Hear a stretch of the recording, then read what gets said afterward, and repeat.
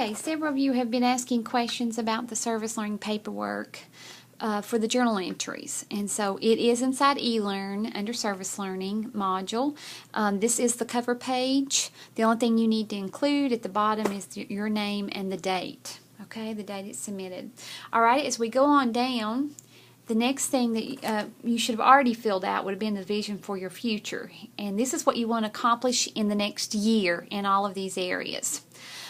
In the next year. So where do you hope to be with your education in a year, and your career, and your family and friends, and the involvement services to your community, and personal growth?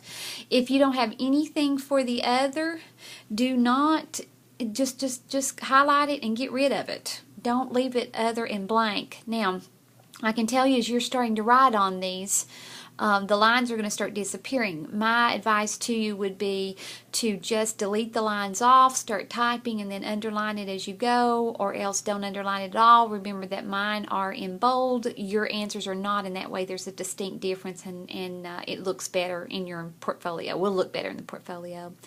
All right, then you can also go ahead and do the service learning project, your name, the course title, the date, where you're doing your service learning at. And then what is that school's mission statement?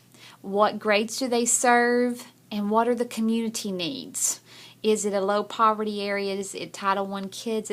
Would be considered at-risk students? What are the community needs in that area?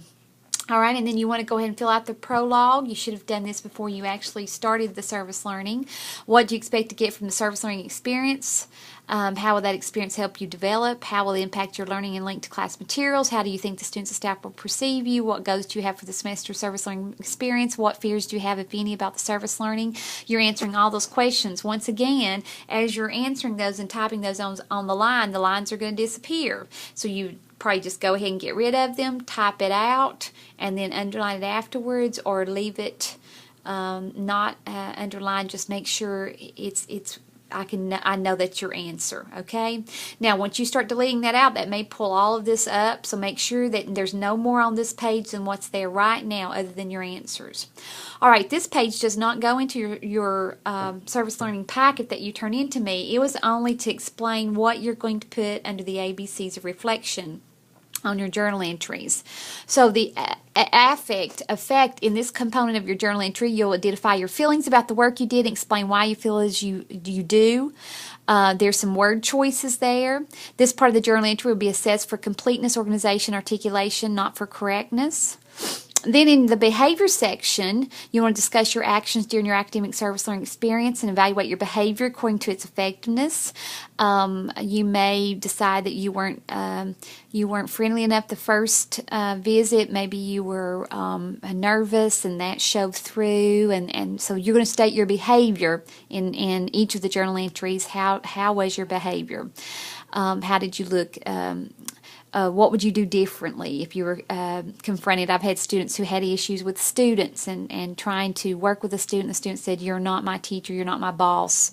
They didn't handle the situation very well at the time. Reflecting back, looking at their behavior, they told me some things they would do different. That's what I want there. And then the C part, cognition or content. In this component, you share your thoughts about the work you did in relation to concepts from your major area of study. You may include a statement of what you learned or note any observations that support or contradict concepts from your discipline. It's not for correctness either. What I'm looking for here is I'm looking for where we talk about certain things, or you learn certain things in class, and how that compares, and if you're seeing that happening in the public school system or in a situation where you're doing service learning. All right, so that's the ABC's reflection. All right, so then I have a sample journal entry. This was a first agency visit, an overview of the events, and then I write to you exactly what happened. Then I gave you my ABC's of reflection, how that affected, the effects it had on me, my behavior, the content. So this is the way each one of your journal entries are going to be set up. You might just call it journal entry 1.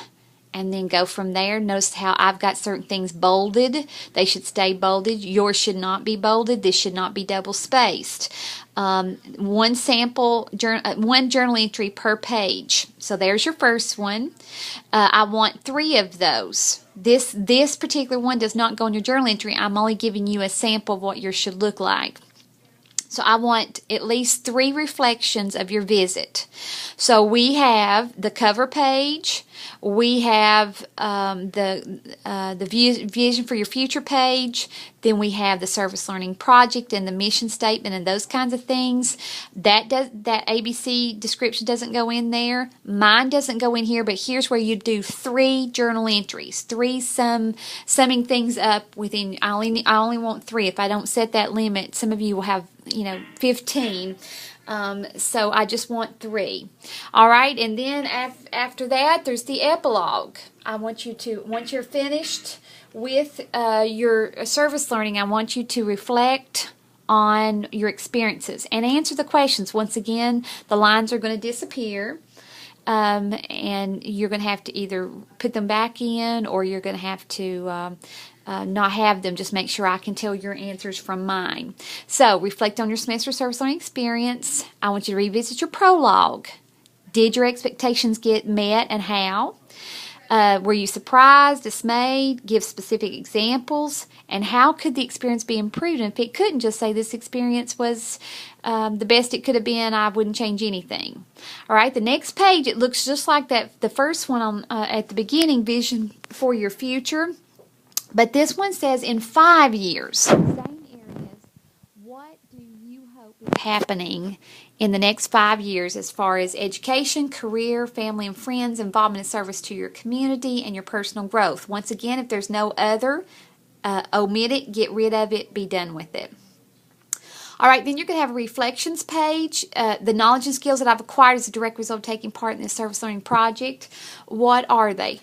This is where you type. Once again, the lines will leave, so make sure you handle that in a way that it looks neat to go in your portfolio. And here's how the service learning project ties in with my Education 2010 Psychology Human Development for Teachers class. I want specific. Did you see Piaget? Did you see zone of proximal development? Did you see wait time? What did you see? What we had hoped you would have seen? Be specific right there. All right, and then you have devoted how many hours to your service learning project. Go ahead and type the number of hours in. Know that that line will disappear as you're typing, so you'll have to get rid of it. Once again, type and then underline it. Here are 4 lasting experiences. These must be complete sentences. Complete sentences. Everything in your paper should be complete sentences.